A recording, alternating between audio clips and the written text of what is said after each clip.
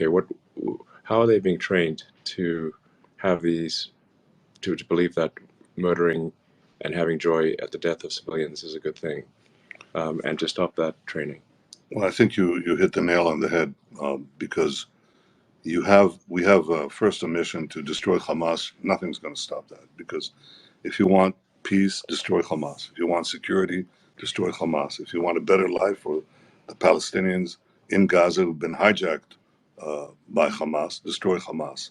All of that is a precursor to the question that you asked. You first have to get rid of the poisonous regime, as you did in Germany, as you did in Japan, in World War II. These were two. There's no choice. There's no choice. So that's a prerequisite. Yes. There's no choice. But then look at what happened. I mean, what you had in Germany was denazification, and what you had in Japan under Douglas MacArthur was a cultural reformation.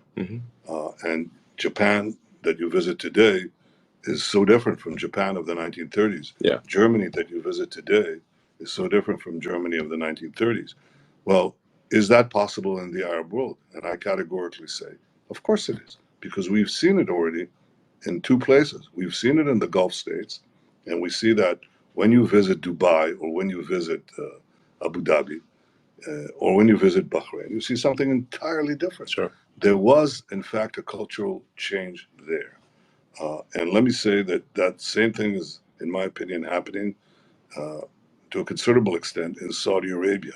The de-radicalization of these Muslim countries, these Arab countries, some of it already took place, some of it is taking place. But there's another country with a substantial Arab minority where that is already taken place, and that's called Israel. 20% of our citizens are Arabs, most of them Muslim. They serve on, in high places in the academy, in the Supreme Court, in the Knesset, and so on. And I'm not saying that there isn't some radicalism there, but mostly there isn't. And in fact, they're integrated into the society.